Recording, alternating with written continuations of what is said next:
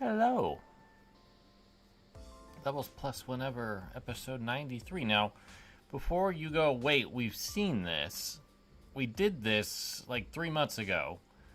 There's a point we're going to get to in just a minute. Before we get into the point, though, I have, and this is also different, I have pictures of a couple pickups I've gotten, which I'm just going to throw those here.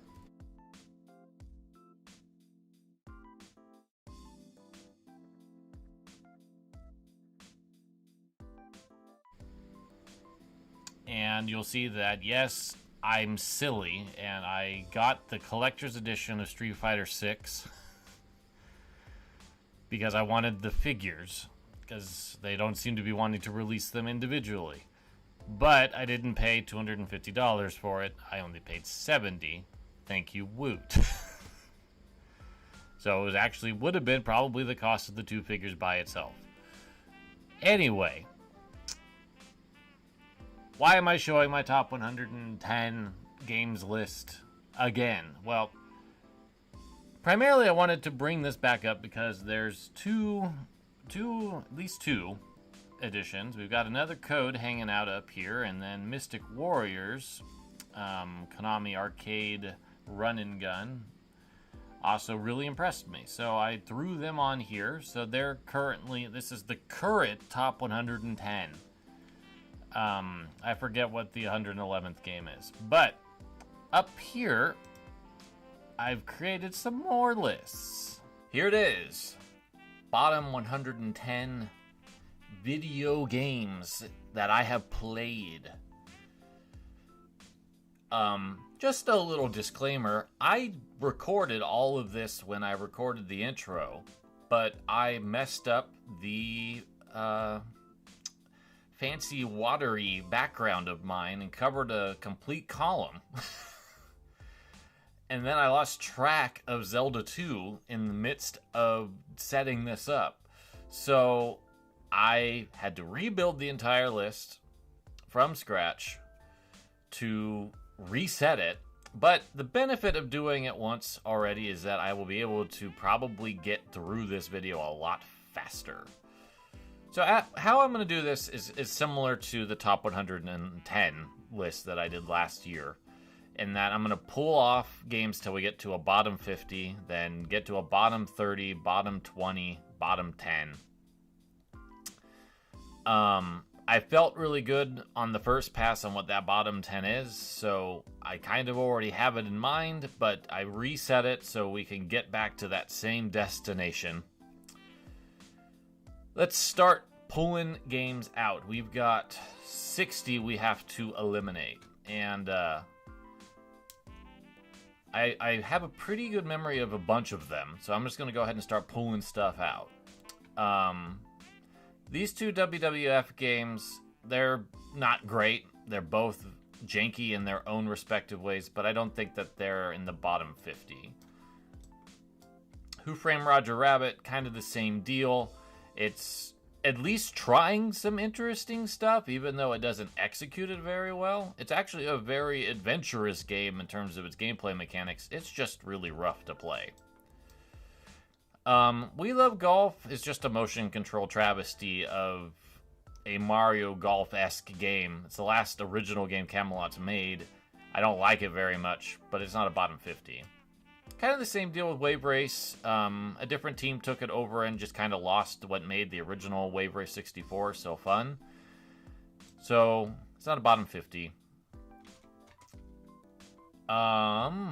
Top Gun. It's not a great game, but I don't think it's a bottom 50 game. Tooth Invaders is just weird. It's a very strange game. You probably haven't heard of it. It's a game where you're cleaning teeth, and it's really zoomed in. And, mechanically it's okay, but it's just weird. But it doesn't need to be on the bottom 50. I really am disappointed in Tony Hawk's Underground 2 in its direction. I think making it into Jackass was a very bad idea, but it was what they were doing at the time. But the gameplay is still good, so it can leave. Tapper, I just think, is a very uninteresting game. It's not a bottom 50. Sword of Man is kind of the same deal. I think that it's fine. It's one of those games where it's like, I was looking at things I had rated 1 to 2 stars on my Groovy page, and Sword of Mana is one of the 2-star games. It's fine. It's not a bottom 50 game. South Park is an adequate licensed FPS, so it's not a bottom 50 game. Sin, I don't remember enough about to really say that it's a bottom 50 game. I just remember not liking it very much. Both the Silent Hill games, they just didn't click for me.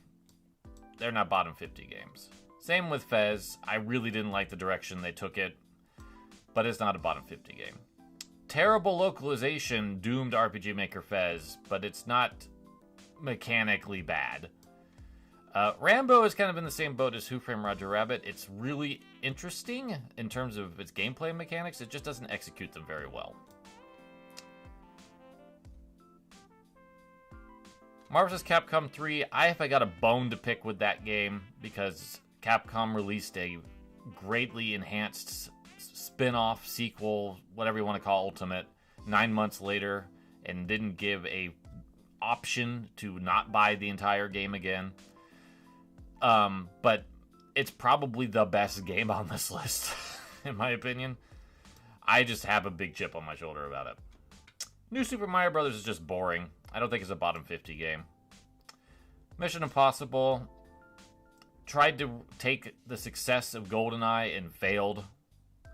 But in terms of N64 games, it's better than probably quite a few others. It's not a bottom 50 game. I'm going to take Mega Man 7 off, not 5 or base on this first pass. I just don't really like the changes to the camera perspective, the sprite size, and just the visual aesthetic of making it into a Super Nintendo design. I just don't care for it, but it's not a bottom 50. I don't despise Mario vs. Donkey Kong or Mario Kart Double Dash that much. Double Dash and MVDK just has some gameplay stuff that I don't like, but they're not terrible games. Krusty's Funhouse, I think, is mechanically okay. It's just very samey after a very short time, and you can soft lock yourself really easily, but I think it's actually one of the better Simpsons games. It's just, again, one of those 1 or 2 stars that I've got on my list. NBA Courtside, I don't despise that much. It's, again, just another casualty in the 1 to 2 star stuff. I just don't really think it's memorable. I'm gonna give Just Dance 2 a break because, you know, it knows what it's doing. It's just not what I want to be doing. A John Elway's quarterback, it's dull. A lot of NES football games were dull, especially in the wake of Tecmo Bowl. Indivisible has two problems. It has a difficulty spike that's not great, and it has a shitlord of a creator.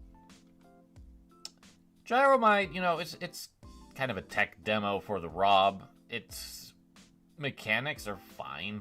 It's just, doesn't need to be on here.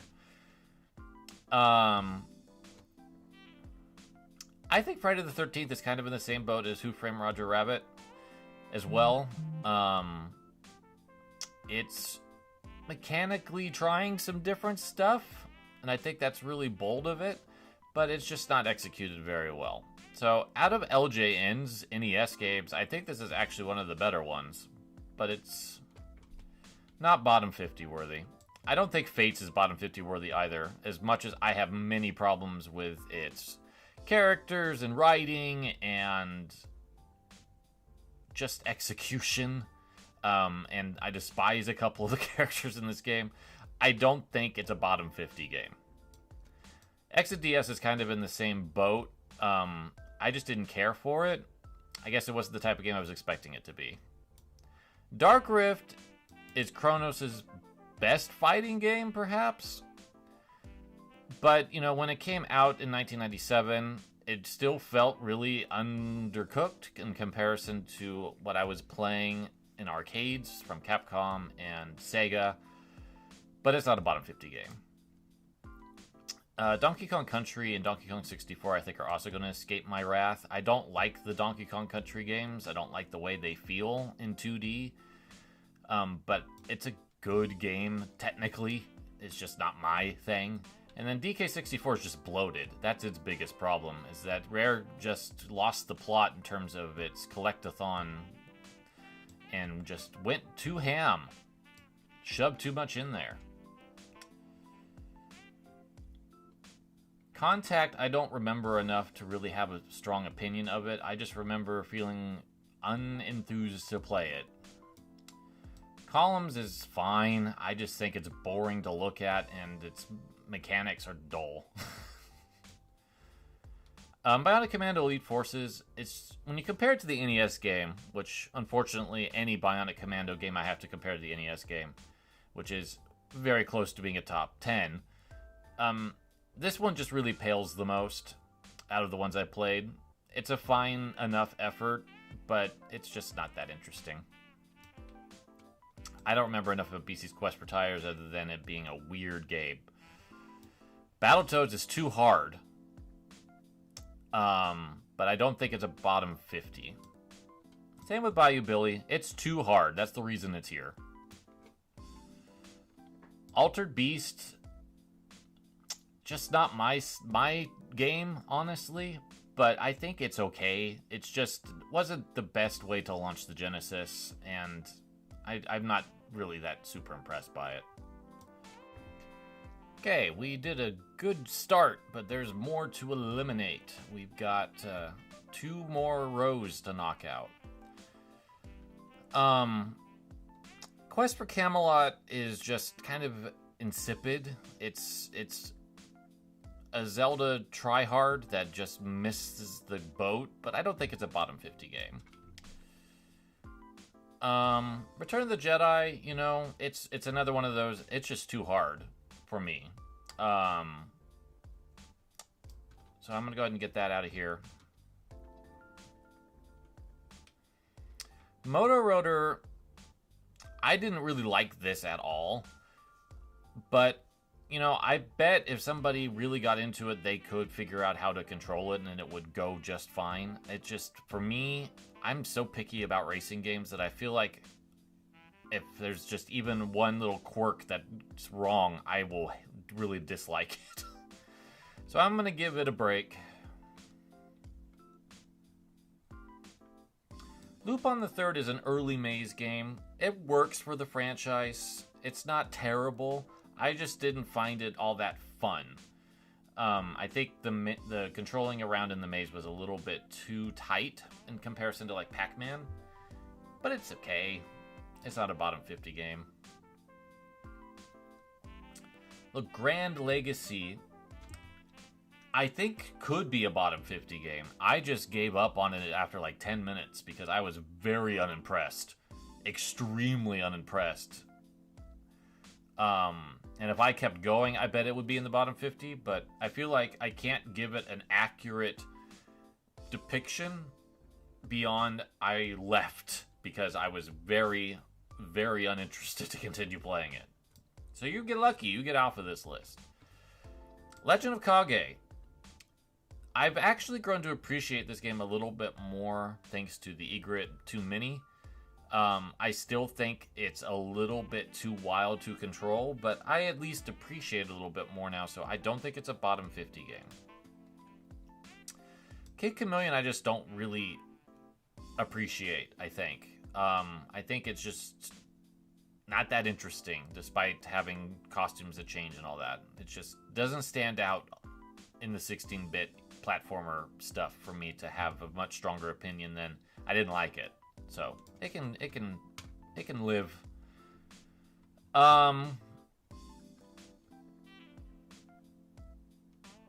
Deadly Towers.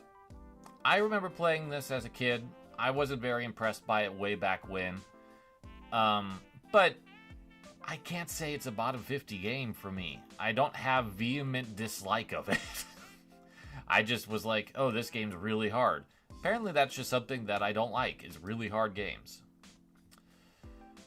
Avenger used to be in the bottom 25, but, you know, I think when I look at some of the other games on this list, I think it's mechanically okay. I just don't think top-down beat-em-ups are that compelling. So, you get to escape. I think Atlantis Donazo also gets to escape. I played it more recently. I could see why it's considered Kusoge. But I think there's a charm to it that there's quite a few games on this list lack. Lord of the Rings for the Super Nintendo. I remember trying this as a kid and being absolutely lost. And I don't think it's a good game, but I don't have enough of an impression in my memory bank to really think it's a bottom 50 game. I think it's not good, but I don't think it's a bottom 50 for me personally. Aliens, which is what this title screen up here is, for the Commodore 64, has a absolutely awful first level of flying to the planet to do the other gameplay modes. And those modes are good, but this flight mode is horrible. And it absolutely cripples progress because you have to accomplish it. And it feels like it goes on for like a half an hour. But the rest of the game's pretty good. So I'm going to let it slide.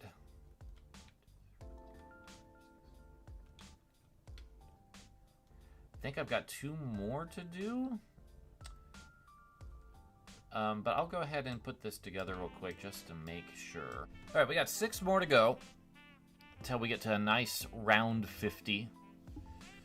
So Golden Axe 3, I think, is just uninspiring. I think the problem with the Golden Axe trilogy on the Genesis is that the Streets of Rage trilogy exists that just completely outclass it.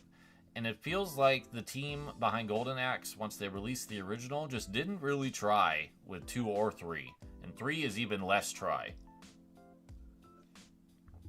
But its mediocrity doesn't mean it's a bad game.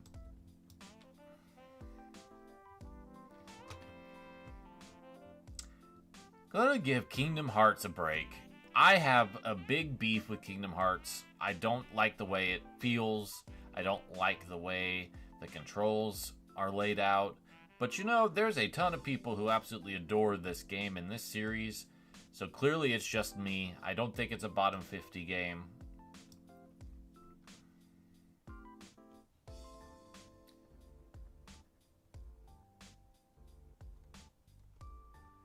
Psychosis is just... It's almost the same as Golden Axe. It is surrounded by shoot-em-ups that outclass it at every level. And visually and mechanically, Psychosis is just boring.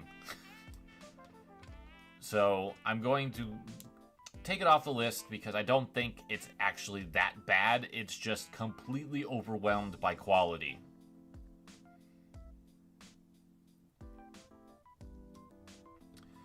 Crime Fighters 2 or Vendetta, I didn't like the way that game felt. There's just something about it that just didn't feel right in comparison to other Konami beat-em-ups. But I can't say that it's as bad as other examples on this list. I'm going to do the same for Warriors of Fate. I think that in comparison to other Capcom beat-em-ups, this is very weak. But I don't think it's a bottom 50 game.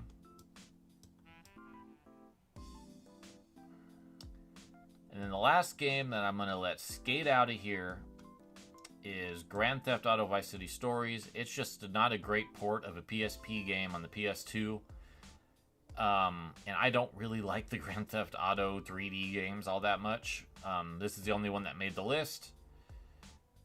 But I think, unless a port is just so abysmal, which we will have a couple of those in the bottom 10, I don't think it's a bottom 50 game. That should clear us out. So let me get this reorganized. We are now at the bottom 50. And what's interesting is having did this yesterday, there's a couple games that I changed my mind about. and included on here that I didn't last time. Sonic 3D Blast and Mega Man 5 are the two that are leaping out to me at the moment. So, clearly I had some second thoughts on a couple of these, so maybe it's a good thing I did this twice. So now I got to get to a bottom 30. And I have some thoughts on what a bottom 30 would look like. So I'm just going to start putting stuff where Zelda 2 is, and then we'll eventually get to 31, and then I'll move the thing up. I'm not going to take things off at this point. We're actually going to start ranking these. So number 50, I'm going to go ahead and put Oblivion there. The reason Oblivion made it this far is I was really disappointed in it. After Morrowind's originality and unique just enemy design and mythology, Oblivion was just like white bread. Add in procedurally generated dungeons that were boring to explore, the loot progression system completely being overhauled for the worse, and just very, very boring exploration. I just don't like Oblivion. I think it's a very big step back from Morrowind. Sonic 3D Blast, on the Genesis to be specific, was trying to compete with Donkey Kong Country and failed. And the isometric perspective does not work with Sonic's speed. So it is a failure of an experiment, but it is not bottom 30 worthy. Ninja Spirit has been in my bottom 25 for a long time, but I think that I've been a little harsh on it because it has a very bad checkpoint that basically forces you to restart the game. I think it's one of the better games that are still stuck in this bottom 50. It just has a really bad checkpoint that made me hate it. But it's not a bottom 30 game in hindsight. Super Mario Bros. The Lost Levels is a masochistic game. The designers wanted to hurt you, but it's still built on the Super Mario Bros. Engine. So mechanically and gameplay wise, it's still a good game. It's just too freaking hard.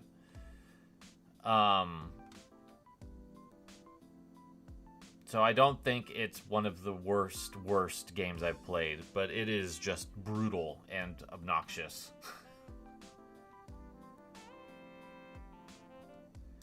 Ghostbusters for the Commodore 64. It's another one of those games where it had grand ideas, just didn't know how to execute them. And for a licensed game, I think it actually captures it pretty well. But it's just not that interesting or fun to play, honestly.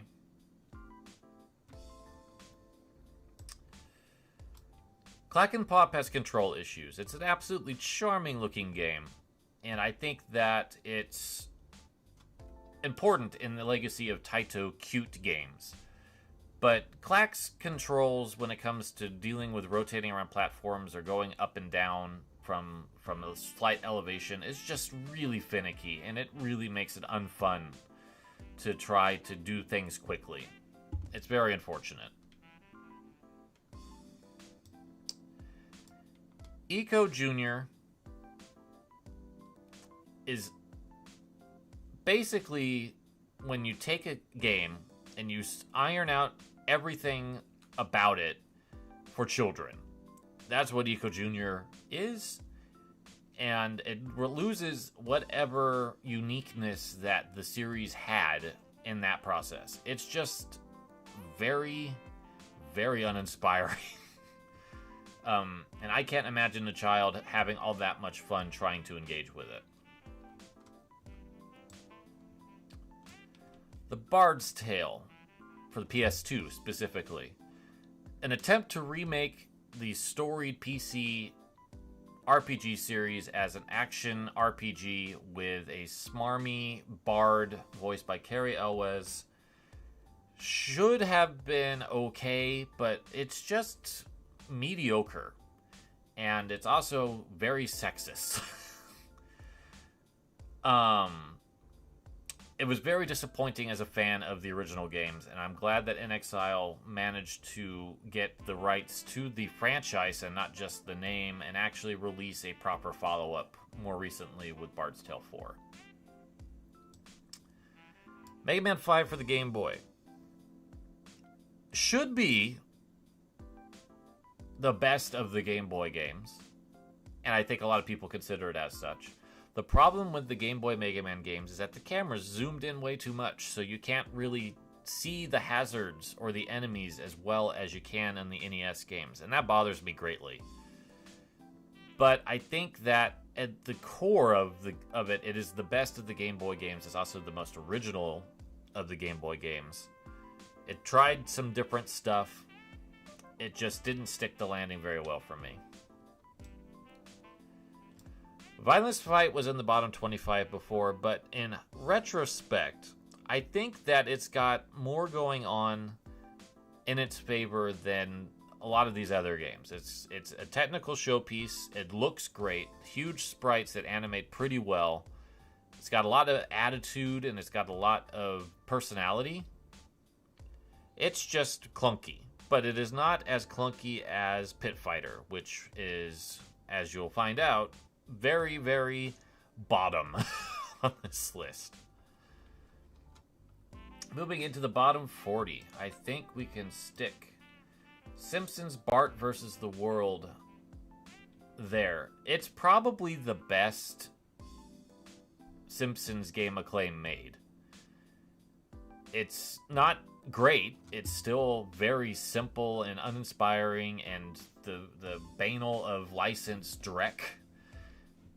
But at least it's got something going on for it. It's at least something that makes sense to play it. You don't have to figure out some labyrinthian complex to figure out how to progress like you do with Space Mutants and like Virtual Bart. And what's the other one? Bart's Nightmare or whatever that's called. It's at least got simplicity on its side. So it's still not a good game, but it is not the worst licensed game on this list.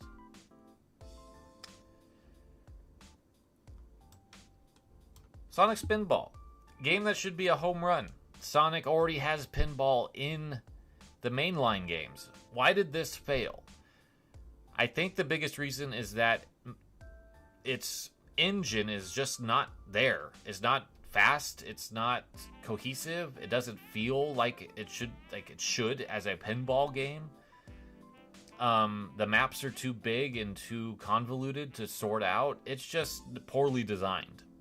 It's not a bottom 30 game though. Kirby's Dream Land 2 has the same problem Mega Man 5 does, in that the camera zoomed in too much.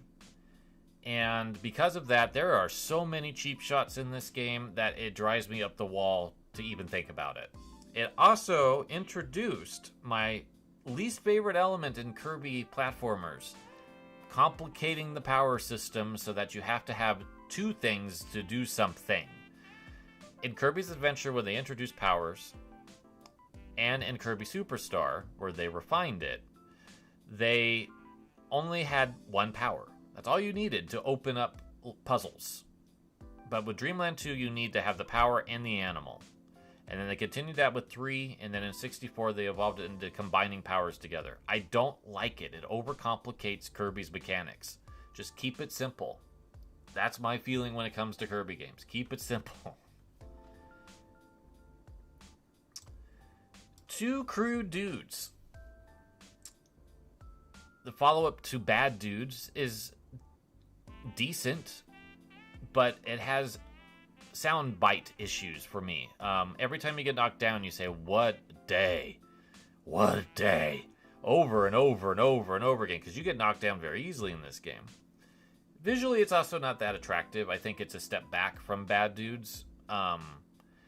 And this was around the time that Sly Spy came out, and that is probably the best of these types of games. And this just doesn't really do a whole lot beyond you could pick up a car and some very, like, interesting boss designs. But I just don't think it's that good. But it's not a bottom 30 game.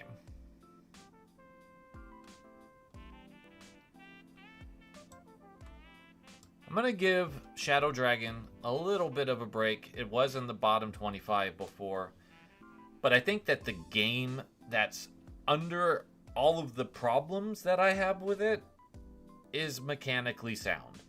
The problem with Shadow Dragon is that they followed up the Game Boy Advance sprite work with absolutely horrible looking sprites in the DS remake that just suck any semblance of personality and like technical accomplishment out the window. And as a remake, it's very true to the Famicom original, to the point that it doesn't have some of the things that the later games introduced. And it makes it very plain. So that's my issues ultimately with it, is that it's very plain and it's very unattractive to look at. But it's not a bottom 30 game, I don't think, anymore.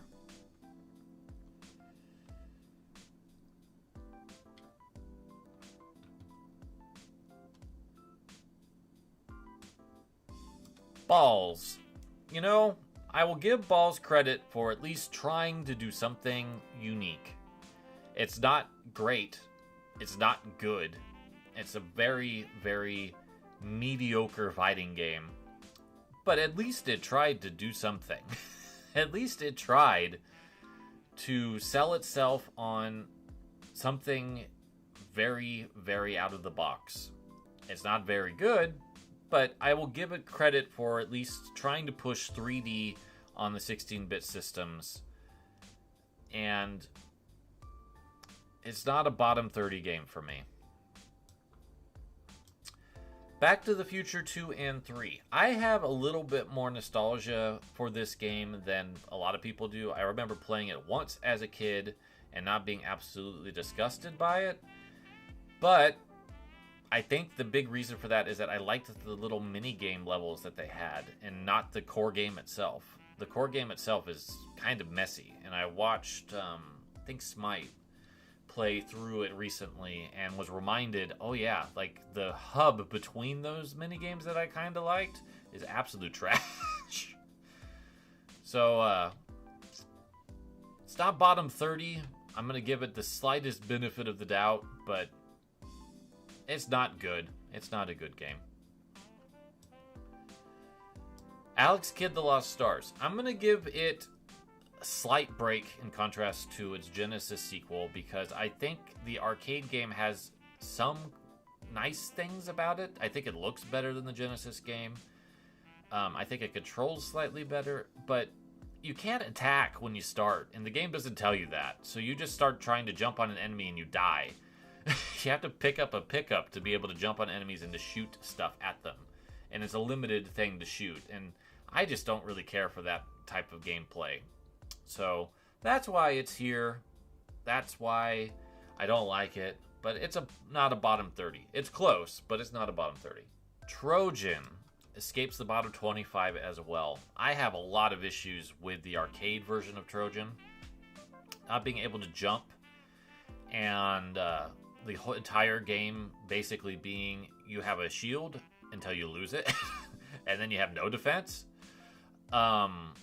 I just don't think the game controls work with the gameplay concepts that they wanted to push. And because of that, I just don't think it's fun to play.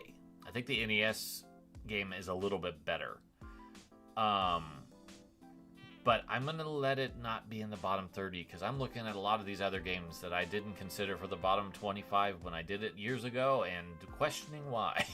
So you're going to get off nice and easy. To round out the last game before we get into that bottom 30, Dr. Mario. I think Dr. Mario is a poorly designed puzzle game because you can very easily soft lock yourself out of being able to complete a map because you put a pill in the wrong place. I think it's trying to be too original in its concept and makes it too difficult to embrace. It lacks Tetris's graceful simplicity. But I don't think it's a bottom 30 game. At least the music is a bop. I could find something to redeem Dr. Mario. I have a harder time redeeming these. We've got some doozies here. Bubsy. I'm giving you a break too. You're not in the bottom 25 anymore. You're real close to it. The biggest problem with Bubsy, beyond just trying to capture Sonic attitude, is fall damage. If Bubsy did not have fall damage, I think that it would be a much better game than it is. But it has the fall damage. It has the really wonky speed aspect that you're supposed to go fast, but Bubsy's not as smooth to control as Sonic is, so it's very difficult to actually control him. And it just feels like things just sneak up on you in a way that's unfun. And unlike Sonic, you just die in one hit, so there's no mercy in Bubsy either. But I don't think it's a bottom 20 game. Peter Pepper's Ice Cream Factory lost the plot when it comes to a follow-up to Burger Time. And there were other follow-ups to Burger Time that were more successful. Burger Time DX on the Game Boy actually is the best Burger Time game, and you will never convince me otherwise. But Ice Cream Factory forces you to push ice cream around, and it just doesn't feel good. It doesn't feel smooth. And that's not to say that the original Burger Time was the smoothest feeling game either. But just that one change from stepping over burgers to knock them down to having to push ice cream around the maps instead just wasn't a good call. The Karate Kid was one of Atlas's earliest games. And they had some ambition. There's a lot of different gameplay modes in the Karate Kid. The problem is, it's kind of the same problem with Back to the Future 2 and 3, is the core conceit of the game is very rough, and it's not very fun to play, even if some of the minigames are decent. It just becomes quickly evident when you start Stage 2 after the tournament that the tournament controls are what you're going to be doing platforming with, and it doesn't feel good. But it's not quite bottom 20. Ikaido Advance. This game is broken. Therefore, it's on this list. I think that mechanically, when it's working, it's actually a very cool game. But it kept breaking in level 1. I kept glitching out. I couldn't beat the game. And I think they've re-released it in more recent years with that finally ironed out. But unfortunately, I'm never going to touch it again. I have no interest. It's just was an unfinished game that got released as a full-scale product, and it's unfortunate for it, I suppose. Mega Man and Bass is too hard. Mega Man is just almost criminally underpowered in contrast to Bass. And for the James Boy Advance, the Game Boy Advance, they zoomed the camera in again, making it like the Mega Man games on the Game Boy. And that was a bad decision because that's not how Rockman and Forte for the Super Nintendo was designed. So you just, again, run into obstacles. You get cheap shotted a lot. Not a good port of a game that is questionably okay, depending on who you ask.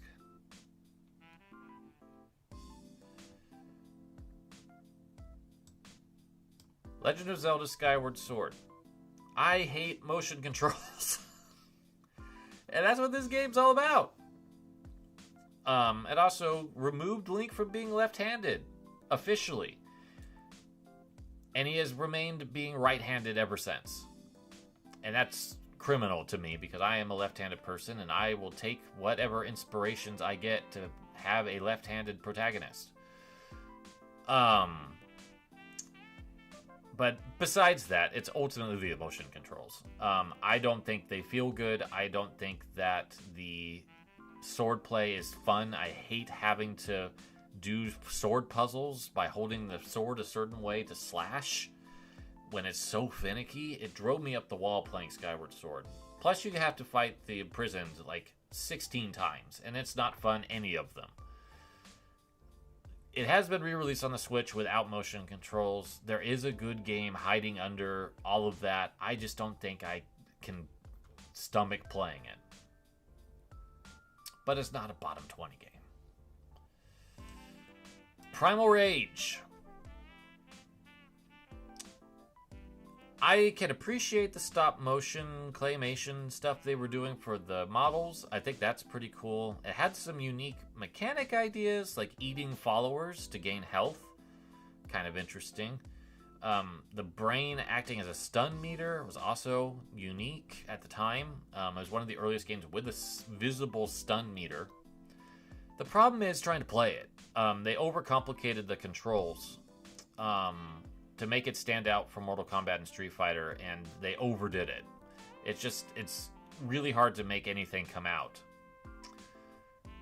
And that's ultimately its biggest downfall beyond a small roster.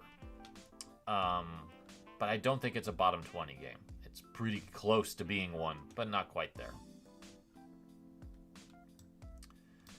China Warrior is a tech demo.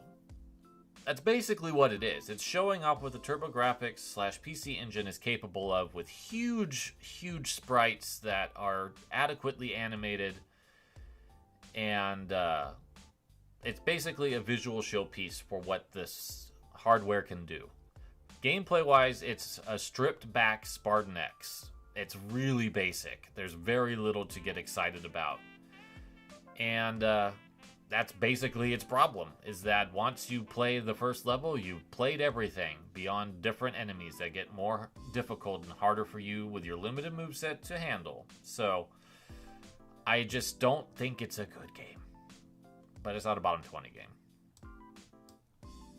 Mad Dog McCree for the arcades, which have been ported to a lot of modern systems. This is basically what Nintendo's Wild Gunman was in the 70s, just with better video quality and perhaps worse collision detection for your shots. These games are just not programmed to be fun light gun games. They're programmed to catch your attention because, ooh, look, you're playing a movie. Adding in randomization if you fail makes it even worse because you can't learn it. You can't adapt, taking the wrong cues from Dragon's Lair. It just misses being a bottom 20 game, but only just. I'm gonna give Mario Sunshine the last of these spots before we get into the bottom 20. Mario Sunshine had the impossible task of following up Mario 64. And Nintendo certainly made an effort to try to make a unique Mario game. I just don't think that it works. The flood system gives you new options to control, but then they take them away in the secret levels. And when you lose them, you don't have what Mario 64 had in terms of a moveset. So you just feel really limited. And those levels are really freaking hard. It's just not fun to play. It also has, in my opinion, a very ugly aesthetic. I don't like the way that enemies look in this game. I think having everything be tropical themed, it's like oversaturation in terms of a level concept. And ultimately, the story is just rough. There's a reason why Bowser and Bowser Jr. have stopped speaking. It's because of Mario Sunshine. bottom 20. And, you know, I'm going to go ahead and just put this all together into what I think this list is, and then I'm going to talk about it. So we'll magically come back and continue this discussion. Okay, bottom 20 has been sorted, and it's actually different than what I did yesterday. But I'm feeling like this is a little bit more true, a little bit more accurate. Because I think I was a little too nice to Resident Evil 6 and Metroid Prime 3 Corruption. So let's start with number 20, and we'll work our way up to number 1. Super Thunder Blade is a very early Genesis game. It's a behind-the-back shoot-'em-up, but it's just very choppy, failing to capture that super scalar technology that Sega pioneered. And just is, because of that choppiness, it's really hard to know when you're being shot at or what you're shooting at. It's a very, very poor experience in comparison to the Thunderblade that appeared in arcades. So, in terms of ports, it's definitely one of the worst I've experienced and worthy of being in the bottom 20. Donkey Kong Jr. Math is when you take a game that's actually good, like Donkey Kong Jr., and then you strip away everything that made it good, and then you slap in an educational component that it didn't need. That's what you get with Donkey Kong Jr. Math. It's very it's very unnecessary. The only reason it exists is because Nintendo felt compelled to have reasons to show that their NES was not a video game console. That's why it exists. Alex Kidd in the Enchanted Castle. By relying on rock, paper, scissors to get through boss fights, it makes it incredibly random. And I don't like that. But the basic platforming is also just very unoriginal and very basic in the ways that I don't like. I also don't like Alex Kidd's design, and I think that the visuals, while they are charming in a way, just don't work for me. There's just not much in the Alex Kidd concept that appeals to me personally, and it just doesn't feel like a game I like, and that's the best way I could describe it. I don't like the feel of Alex Kidd games. Earthworm Jim, for the Genesis specifically. Doug Tednapal is an asshole. He's a bigot, and it's difficult for me to appreciate anything his hand is involved with. So that's a major strike against it, for one. But two, I just am so over the 90s gross out theming, and Earthworm Jim has just embraced that fully. I'm just done. And that's basically what this game is. And the gameplay, I don't think, overpowers that. It's fine, but it's not amazing. But it's just, it comes from a hateful place. And I just can't support it. Bomboozle for the Super Nintendo is probably one of the absolute worst characters that I've ever seen in a game. I can't root for whatever the Bomboozler is. Just absolutely unappealing visual design. But add in a complete mystery on how to do anything in that game when you start it, and you have to learn as you go, but it doesn't make sense in terms of how it's supposed to work. It just, when you combine unappealing character design with obtuse level design, and then you put in controls that don't really add up, it's a mess. It's a game that's a mess, and I don't like it. Now, if you remember my top 110 game list, Mule's on there. This is a different Mule. This is the NES Mule by Mindscape, who decided that Ozark Softscape's design was flawed and should be improved by making the town side-scrolling versus overhead. And by doing that, they lost the spirit of Mule. And it is a absolute disaster trying to plot your strategy when they change the fundamental core, the literal core of how you interact on the overworld map. Just broke the game. Absolutely lost the entire purpose of what Mule's about. I don't really like the visual overhaul either. I just don't think it's a very good port at all. One of the worst ports that I've ever experienced. It just missed. Big miss. Prince of Persia Warrior Within, specifically the GameCube one, is trying too hard to be cool and goes edgelord goth dark.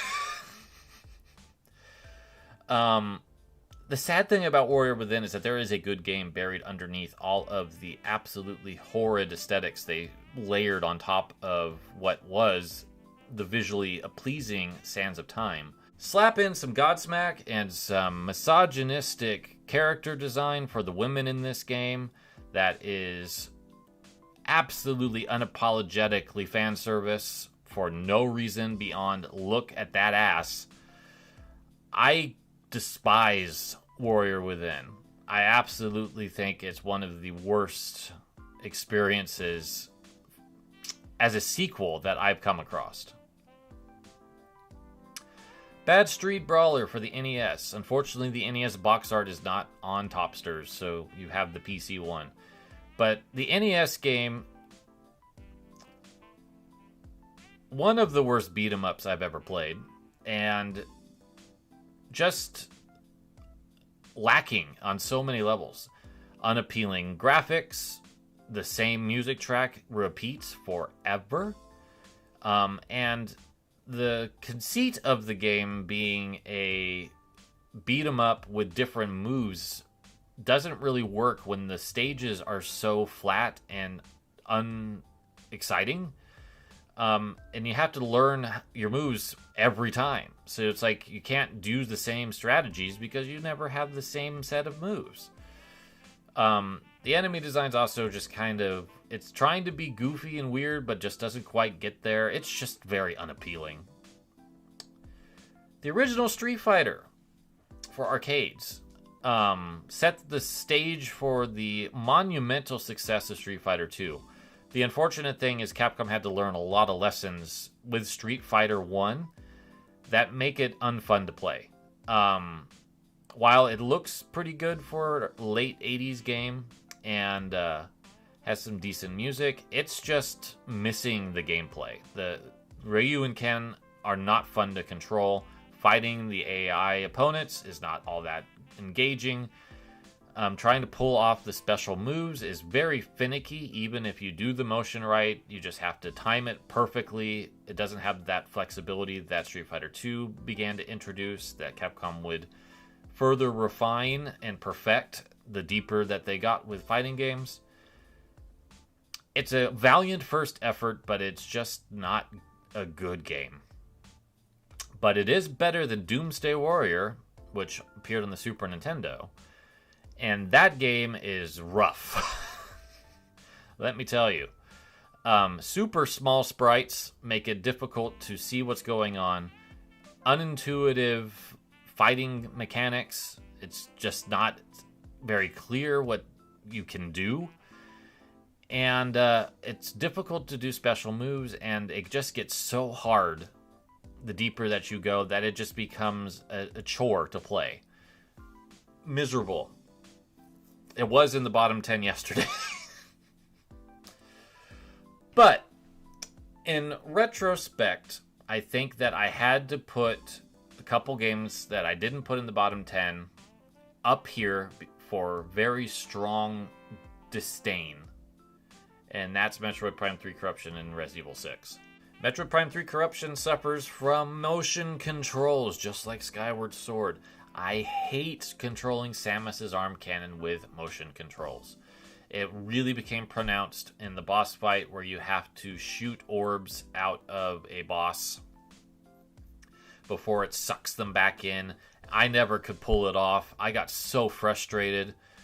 That was such a downer for me. I have never been so mad at a boss fight than I think that one boss fight in Metroid Prime 3 Corruption. The reason why I don't have it higher is because, Retro made Metroid Prime, and you can still feel that essence in Corruption. It's just stymied behind a control system I don't like. I do hope that they re-release it on Switch without motion controls, because then I might actually enjoy playing it. Resident Evil 6 took the action that was introduced in RE4 and further polished in RE5 and overdid it in RE6. There is no survival horror in RE6. And I don't know. I feel like that game just was trying to be too many things all at once and just had no direction. You have 4 different arcs that you can play as, but none of them are really all that good for me personally. Leon and Jake's, I guess, were fine and okay, but then you have Chris's absolute train wreck of trying to be Call of Duty but third person and making him absolutely insufferable as a character. And then Ada's DLC campaign just being really off-putting. Sorry for all the sirens. Apparently something's going on tonight. It blows my mind how much Capcom fumbled RE6. And I know some people who love this game. It's just not one that I can appreciate or love or support. I think it was a huge misfire, and you can tell with Resident Evil 7 that they desperately needed to go in a different direction. Yeah, I just think it's bad. I think it's really bad. Speaking of sequels I don't like, Zelda 2, The Adventures of Link. The original Zelda is one of my favorite games. It's my second favorite Zelda game to this day, because I think that it just nails that sense of adventure and exploration better than any other game of that era. Zelda 2 loses that by becoming a side-scrolling action-adventure game with RPG elements and stripping away all of the weapons and extra gadgets for complete and total swordplay with mild spells. Attributes that you can do to do some of the level or gap flying. I just don't like Zelda 2's gameplay conceit at all. I think that moving it into that direction was a bad idea. And I think that Link doesn't control that well. I don't like the dungeon design. I think that side-scrolling maze is a very poor way to design, because it's so easy to get lost in 8-bit days, because unless you just want to write everything out on a map, you're going to need a strategy guide or just a lot of patience. I don't have that patience. And the swordplay is too finicky and difficult for me to want to get behind. I just don't like playing Zelda 2. It absolutely makes me upset to think about Zelda 2 and playing it. I think that's apparent in my voice. I amped up a bit. It's such a misfire that every other Zelda game that's followed outside of the CDI games went back to the overhead perspective, in terms of the 2D games at least. Just don't like it. I think this type of game needed 3D in order for it to work. JJ and Jeff is one of the worst examples of localization, because it completely whitewashes 2 Japanese comedians into these very, very generic douchebags. Censors a lot of the content, so you're not farting anymore. You've got cans of spray, and loses the point of what the original game was trying to do. It was a Kato-chan and Ken-chan licensed game, and in the decision to localize it, they just lost everything that original concept was about. And it just plays terribly. It looks bad. It sounds terrible. It's just a horrid experience. And a really, really, really unneeded game to come west. Haunted Castle, the worst Castlevania game. By a long shot, in my opinion. The only redeeming factor that Haunted Castle has is it has good music. It's visually poor. Simon has the worst gait I think I've ever seen in any video game. Just, it doesn't look natural. Why are you walking like that? Why are you attacking like this? The game is so excruciatingly hard and brutal in terms of you have no lives, just 6 hit points, if I remember right. And there's very little reward to actually learning how to play it, because it just gets worse. It's Konami's lowest point, in my opinion, and just a miserable experience. Do not recommend at all. Bottom 5 begins with the Uncanny X-Men on the NES. What a miserable licensed game this is. LJN's lowest point.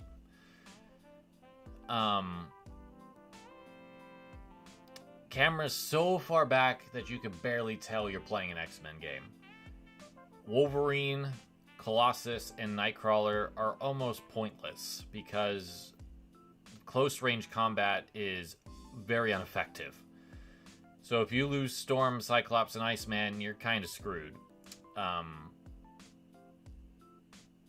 It's very shoddily programmed. It's another early Atlas game.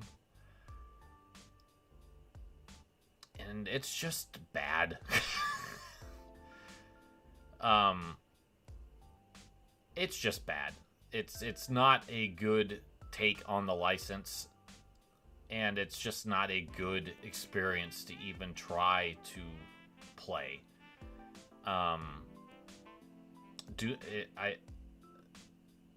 There's only one other game on the NES that's worse than it on this list. It's that despicable. The newest game on the top 20, or bottom 20, I should say, is Fire Emblem Engage Fell Xenologue. A game that does so much to undermine what was already dodgy writing and characters to just plumb the depths of how deplorable we can go. Fell Xenologue introduces a character that I think might be the worst character in any video game I've ever played, and that's Rafal. Absolute trash fire of a character whose motivations make no sense, flip-flops about 20 times, is written so poorly that you can't even begin to understand why he's doing the things that he's doing, and gets redeemed at the end when it's not deserved. Rafal takes this DLC and just plunges it into hell, basically. It completely destroys what little integrity Alir had left after the main game. Because she makes some terrible decisions. And feels incredibly weak, which doesn't make sense when you're actually playing the game. Add in probably the absolute worst map I've ever played in a Fire Emblem, where you have to protect Nil and Alir from overwhelming odds that are very difficult to counteract, and it's just bad.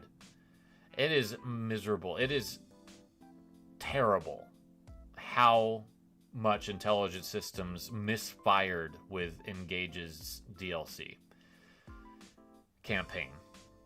And then they want you to play as this horrid character in the main game. No!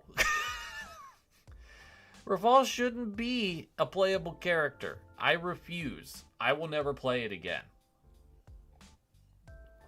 And it really tried to make me not like Engage on the whole. I managed to contain my hatred to just the DLC. But if I play Engage again, I will not be playing the Veil Xenologue portion. Not gonna make myself suffer again for what is really a miserable experience. Home Alone 2 Lost in New York is the worst licensed game of all time, in my opinion, for the NES specifically. When you start the game, you have 1 second to move. If you don't move, you die, because you get captured by the bellhop and shaken to death. If you accidentally move left, that shortens that time to about 0.5 seconds. If you move right, you will discover how horrible Kevin is to control. And all of a sudden, it becomes surreal because there's a vacuum that will absolutely kill you. There's bouncing luggage. It's the epitome of licensed, don't give a crap about what we're making. We just have to make it philosophy that permeated so many games in the 8-bit and 16-bit, 32-bit / 64-bit eras when it came to licensed titles. It was made because they got paid to make a game and they handed it to a developer that just didn't care, and they released it and they made a little bit of money back. It sucks. It is a miserable game that doesn't capture the essence of the film and is a huge step back from the mediocre NES Home Alone, which I happen to like more than I probably should. Pit Fighter for the arcade is my least favorite original game. That's not a port. That's not licensed. It is just trashy. It's trashy all the way from the graphic design and its early pre-rendered sprites that do not animate well, and are trying to capture like a really edgy 90s look that I find incredibly unappealing, to really basic gameplay and punishing AI that work together to make trying to get through it a slog. It's just absolutely atrocious all the way through. I find nothing appealing about Pit Fighter. There's not a single thing that I can go, at least they did that, like I can with a couple of the other games on this list. There's no saving grace for Pit Fighter. It is just the worst original game on my list. But it's not the worst game on this list. The worst game on this list goes to the Genesis port of Virtua Fighter 2. You've been staring at that Virtua Fighter 2 wondering why I hate it so much. It's not the 3D original. No, it's the port to the Genesis that loses everything that makes it important as a video game masterwork. It's a lot like Mule in that they removed an element that was essential for the game to work, and in that process broke the entire thing. And how did they break Virtua Fighter 2? Well, it's not 3D. It doesn't have the new fighters from Virtua Fighter 2 in it. It has the worst jumping I think I've ever experienced in a fighting game. And it doesn't have the depth of the movesets that the 3D original has. So you basically have taken one of the most important 3D fighting games of all time and reduced it to a poor fighting game that has lost any element of what made it special. and it's miserable to play. It's unappealing to look at. The music is satisfactory, I guess. I don't remember any of it. It was a bad idea. That ultimately is what Virtua Fighter 2 for the Genesis was. It was a bad idea trying to, again, compete with Nintendo by trying to put something that looked like a cutting-edge game, but they just couldn't do it. And it is the worst game I've ever played. By a long shot. It's horrendously bad. Alright. That's my bottom 110 games ranked. Starting from the bottom 50. Ooh. That was a lot to go through. Even again, on a second go through. We're going to do something a little more positive next time, I promise. We've been on a bit of a negative run. From being dismayed at how Another Code was ignored by the press to the direction Silent Hill's going to now this. One of my least favorite games. We'll do something fun next time, I promise. Thank you for joining me. I hope this was entertaining. I will see you in the next episode. Take care.